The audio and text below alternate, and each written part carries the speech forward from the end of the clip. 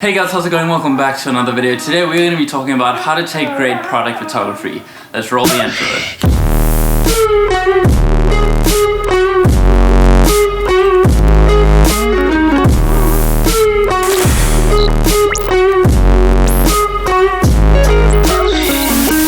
What is happening, guys? Welcome back to another video. Today I'm going to be going through 5 simple steps to taking better product photography. So yesterday in the mail I received this beautiful bad boy from Bose. Bose and I are working together to explain how to take great product photography. They sent me this brand new home speaker 300. I cannot wait to get the setup and see how it sounds. Along with that, they also sent us some coffee as well as some brunch menu recipe things and also some bagel toppings. So first things first, steps to a good product photo. Number 1 is knowing your narrative and knowing your story. What message are you trying to sell? If you are taking product photos, I assume that you are trying to take this to sell the product. If it's for commercial use, I don't really know exactly why you would take product photos if you aren't selling it. So I'm assuming that you're doing it for commercial reasons. So what story are you trying to sell? What message are you trying to get across to the customers? For me, it's that this new Bose home speaker brings fun times. It brings people closer together for things like brunch and dinners and get-togethers with the sound of having good quality music. It also helps to know the kind of mood that you're going for. Is it meant to be happy and excited and playful, or is it meant to be quite sad and ominous or cool and edgy? You really need to decide all of those things before you get shooting. So this was actually meant to be a brunch shoot. Bose sent us a lovely brunch recipe in the package, but unfortunately Quinn has a 9 to 5. What's up? Yeah, sucks, sad times. So we decided to do a dinner time shoot instead. So what exactly are we trying to do here? What story are we trying to tell? Pretty much it's just that we are having fun times at dinner around the speaker, which is this wonderful bad boy. It's looking good. Alexa, say hi. Hi. Alexa, tell me a joke. Why do cows have hooves instead of feet? Why? Because they lack toes. So basically the story that I'm trying to tell involves cooking, preparing the food, eating, drinking, laughing, dancing maybe. We'll see what happens. Also, Quinn has been very kind to bring us home some wonderful veggies, and we're gonna make our very famous, not so famous, but we have this gnocchi roasted vegetable dish and it's so fire. So we're gonna be making that. I'm gonna be getting shots of Quinn preparing the food.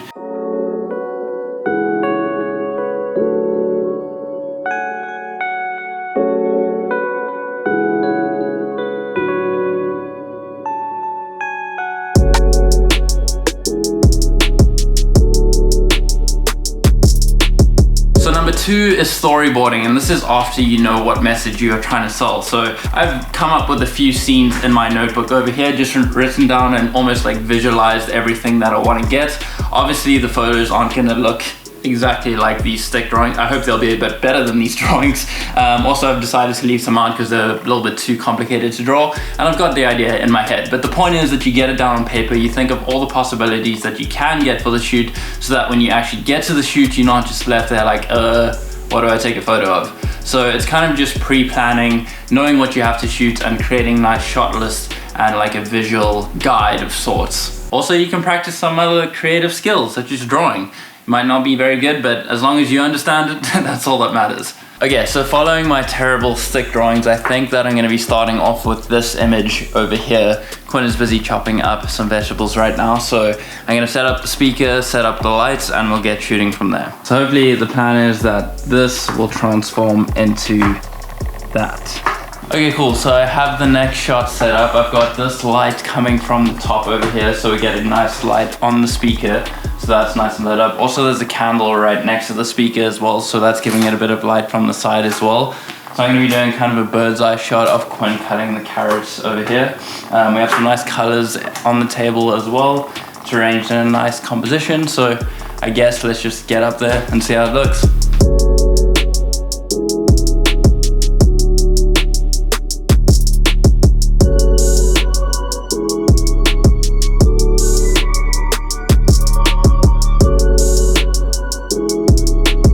Number 3 key is choosing the right location for your product. Obviously this is a home speaker, so the best scenario to shoot this would be in a home, or in this case our apartment. So that would include things like cooking with the speaker, sitting on the couch, eating around the speaker, listening to music, dancing around the apartment, all those kind of things. This location is just what suits the product best. So it's all about just choosing the right environment for the right product. For example, if you have an outdoor clothing brand that you're taking photos of, obviously it would make sense to be in the outdoors, on a mountain, on hikes in the forest, those kind of things, and being in an apartment wouldn't really make sense. Another example would be if you're taking photos of a skateboard, it would make sense to either be in a skate park, on the street, somewhere where a skateboard is used practically. So again, I can't tell you one location, it just depends on the kind of product that you are shooting. For me, it's in our home, in our apartment.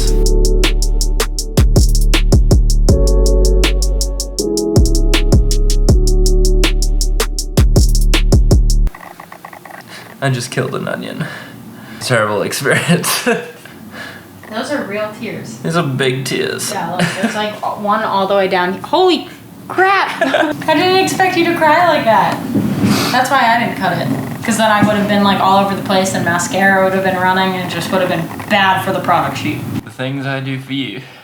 Oh, whatever. Just another second point on top of the location thing is make it look aesthetic. You don't want to have all this clutter in your photo. It's really just about cleaning up the environment and making it look photo friendly. You don't want to have random boxes or like objects in the scene that have nothing to do with what you are actually shooting. So just make sure that you clean it up, get rid of all that clutter, keep it nice and simple so that you really are just focusing on the product as well as the lifestyle around it. There's no other distractions that need to come into the photo or other brands. Quinn just made a very good point. That is very important. If you are shooting one brand, don't have any other brand names in the product because then that just really defeats the purpose of the product shoot. So try your best not to get other brands in the shot. Just another point that is very important as well is it's good to know the brand. What are the brand values? What are they about? And how can you convey that into your photography? Is it a light-hearted, fun, exciting brand like Bose likes to bring people together for good times around good music? So that is exactly what I'm trying to get through in the shot, is happy times with loved ones surrounding music.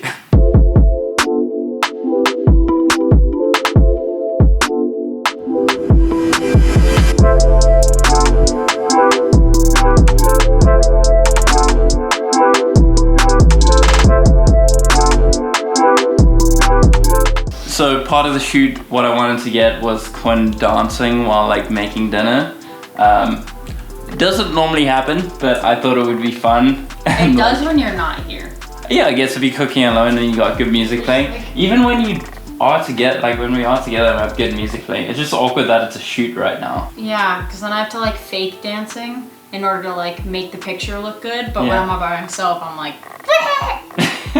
But I think we still got some pretty good photos, so I think like in these shoots, if you are shooting with people that you don't know, like put a good song on, make them try and feel as comfortable as possible.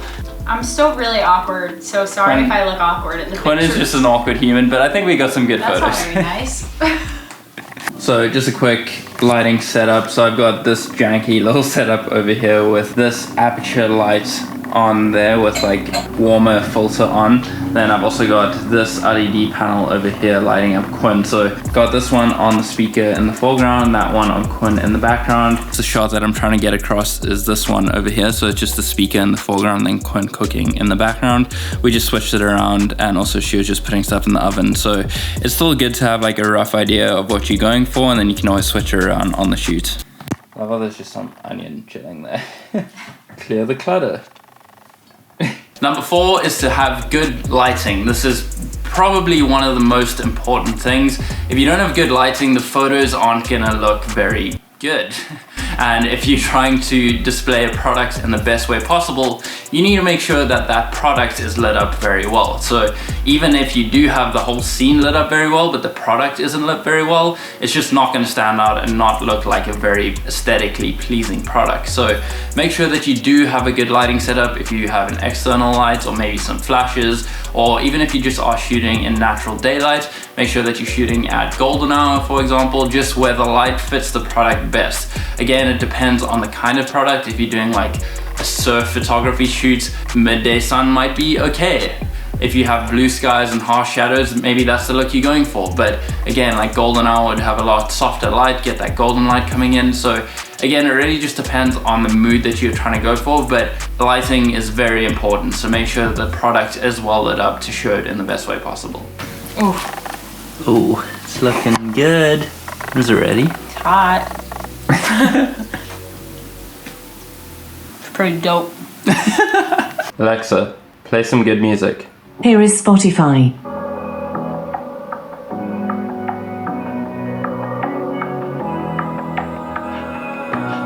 Alright, so now that we finally have our food, that's the only issue with food photography is half the time you're spending taking photos and not actually eating or making the food, so it takes like 2 hours to make the meal. But anyway, we finally have our food, it's nice and hot. So I just wanted to give you a quick breakdown of the shot that I want to get right now. So it's just going to be Quinn and I sitting across from each other, hopefully having a good time eating while we have our music playing in the background with the speaker over here.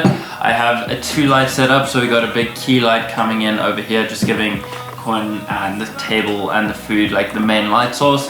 And then I also have a light behind Quinn, which you can see over there, which is coming in to light the side of the speaker just to give it some detail. I'm probably gonna have to bring that up in editing just a little bit, but I need at least a little bit of light so that I can bring those shadows and clarity up in the editing. But in saying that, I'm starving, so let's get eating and let's get taking some pictures. Number 5 is composition and framing. Obviously, you're doing a product photography shoot, but in my case, I'm bringing a little bit of lifestyle into it as well. So obviously the product is the main point of this whole shoot, but I don't want to make it too obvious and just only focus on the product. Like I said earlier, bringing the values of the brand into the shoot helps create that message and spread that message a lot better. So if you can bring a lifestyle element into it, I think it just adds so much more to the photo shoot, also giving it a bit of a storyline and also that human element. If you're just taking products of a photo, it doesn't relate to people as much, whereas if you see people having fun around a dinner table with a speaker there, you can relate to that. Maybe you've had similar experiences, or maybe you want to have that experience yourself. Again, it really just depends on what you're trying to advertise and also where you're advertising to. If it is something that is very product specific for a catalog, for example, if you literally are just trying to show off the product, then of course you only want to show off the product. But if it is for maybe like a magazine page or I don't know, just something where lifestyle is needed, then that becomes more important. So again, even before the shoot starts, you need to know where these photos are going in order to set up the shoot properly.